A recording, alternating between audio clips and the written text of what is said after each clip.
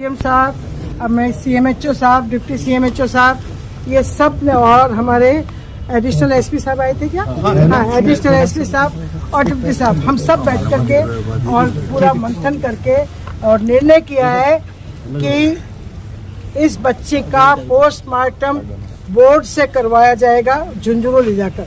वहाँ के जो सबसे अच्छे डॉक्टर हैं वो इसका पोस्टमार्टम करेंगे और डिप्टी सीएमएचओ जो हैं वो साथ रहेंगे। एक बात।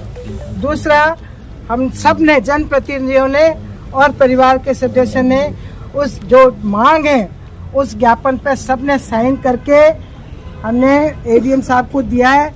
एडीएम साहब ने कलेक्टर को भेजा है वो, और कलेक्टर साहब ने वो ज्ञापन सीएमओ में भेज दिया है। सीएम साहब ने ही फोन करके एडीएम साहब को यहाँ वार्ता करने के लिए भेजा था, वो वहाँ भेज दिया है। और मैं आपको विश्वास दिलाती हूँ कि इस बच्चे की आर्थिक सहायता में कोई कमी नहीं रही, चाहे वो हम करें, चाहे सरकार करे, चाहे ये प्रशासन करे, कोई भी करे, लेकिन जो भी आर्थिक सहायता है वो हम करेंगे। आप पूरी तरह से आश्वस्त हो जाएं।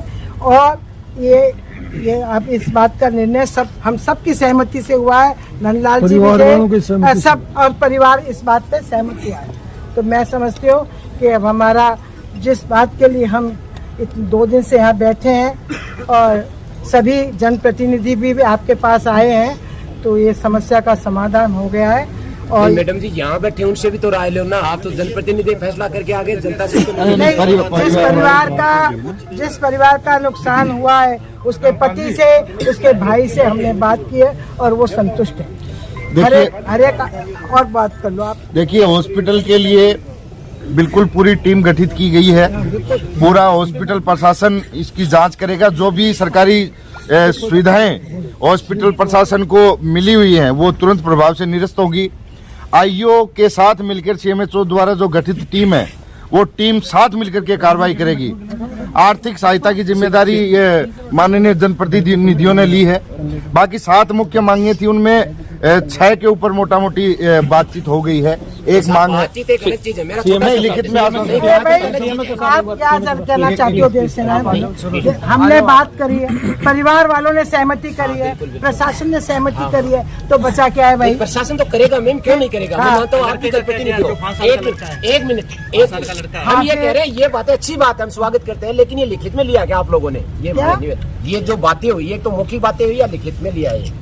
लिखित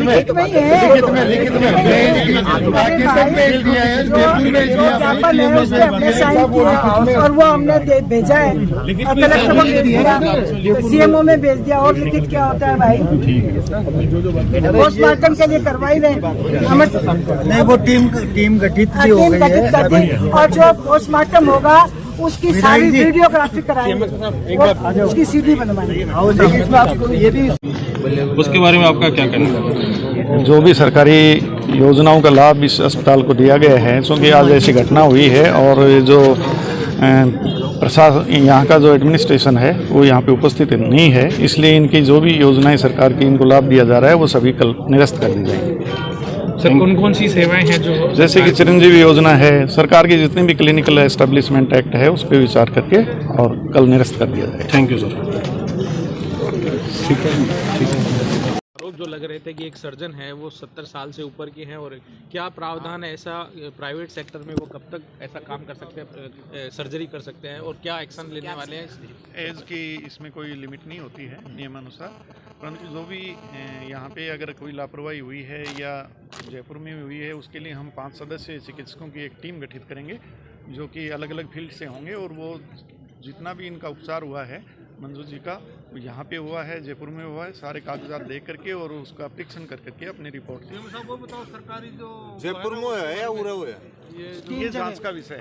हाथ में कंपन होता है उसके इस समय हाथ में कंपन हो रहा है, कोई लिमिट होती है सर। आप इसके सर्कुलर देखिए, नियमानुसार होता है, परंतु अगर हाईकोर्ट के आदेश से सर्कुलर है, अगर पार्किंसोनियन डिजीज वगैरह हो जिससे हाथ हिलते हो उसमें वो बता रहे हैं ना और आपको अवगत नहीं है तो हम करवा देते हैं।